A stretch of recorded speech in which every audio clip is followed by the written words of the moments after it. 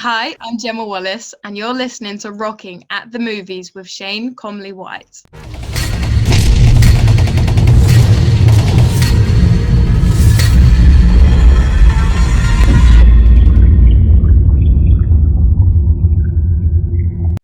Welcome everybody to Rocking at the Movies with Shane Comley-White. We are here with a lady from the UK. She is 25 years old and a budding actress and also a stunt person who's getting involved in a whole bunch of stunt movies and stunt action that she's busy training. And her name is GEMMA WALLACE. Welcome, Gemma. Thank you so much for joining us on our interview and on our show. And I really look forward to hearing more about you and everything that you've got to tell us and the listeners.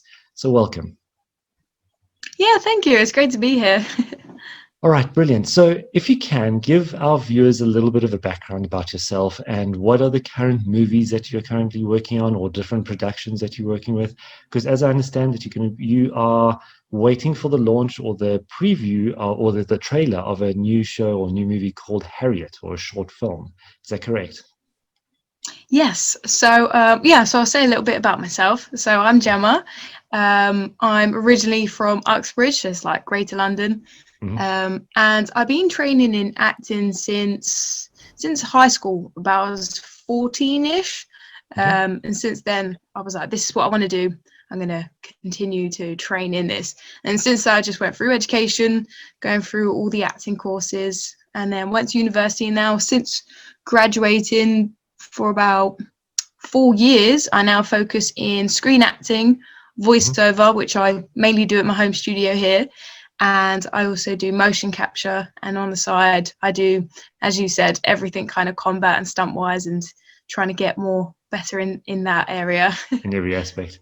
And tell us a little bit about the motion capture, because that must be one of the hardest acting kind of roles to do, because is it true that you don't really participate or communicate with other actors, or are you doing it with other staff as well, or crew? So it all depends really on the project. So I've been training for quite a few years now with the mocap vaults.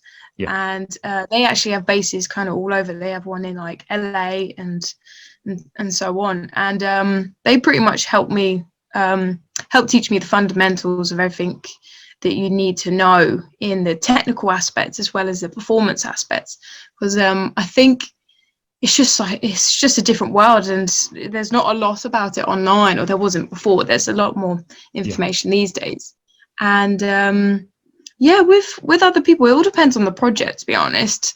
Like you can be performing opposite a person. Sometimes it can be awkward because you might have like the facial cameras on, and obviously that comes to just in front of your face. If you're doing quite a close, intimate scene with someone, whether you're, I don't know, it could be romantically or aggressively, you need to try and make sure you don't knock the cameras. So you might awkwardly be hugging in this facing the other way, or this massive frame in your way. Yeah, literally. And you have to be quite aware of your markers as well to block the other person's if you can avoid it. So there's so many kind of technical aspects, I think, that a lot of people don't realize, and how difficult it can be.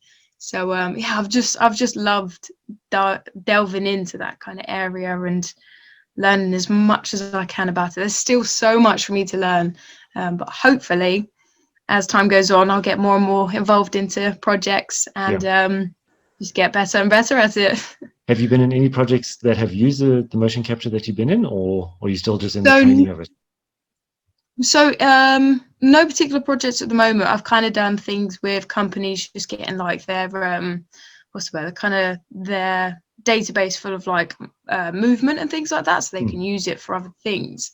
But I have so many friends who have been involved in a variety of projects, and you never know what they're going to throw at you. Some people might just be simple movements, walking back and forth, and other people are required to do the most, gymnastic-y thing, obviously, because they're good at that.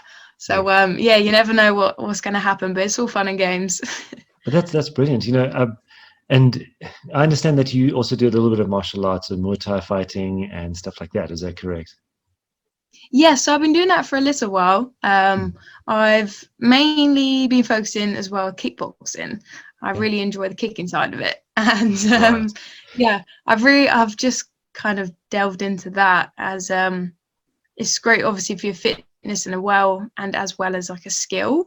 And currently this year, I've also been focusing more on boxing as well, because I'm so used to learning a lot of these martial arts the right-handed way. It's been quite interesting learning kickboxing southpaw in my natural way. So it's a challenge, but it's been really fun for me to kind of test myself and work with both ways. And it helped with, you know, screen acting when it comes to any fight scenes and things like that, because you constantly have to adapt and change. So it definitely helps me being good at both sides, but it's a lot of work, but I really enjoy it. No, it's good. How long have you been doing the training for that side, like the kickboxing and the Muay Thai? Maybe about 3 years. It hasn't been as intense as I would have liked it, because, you know, things just get in the way and money, but I try and train as much as I can. And luckily the gym near us has a heavy bag, and during this year we've bought a lot of pads and things like that, so I'm like, you know, trying to do as much as I can at home. Okay, because I don't know if you know, my background is I'm a martial arts instructor. I've been training martial arts for like 22 years now, which is ridiculous. Okay, makes me sound old. So I've been doing it for a massively long time, and the best thing to do, in my opinion, is try learn as many different arts that you can. So don't just stick with one, and always learn everything that you can.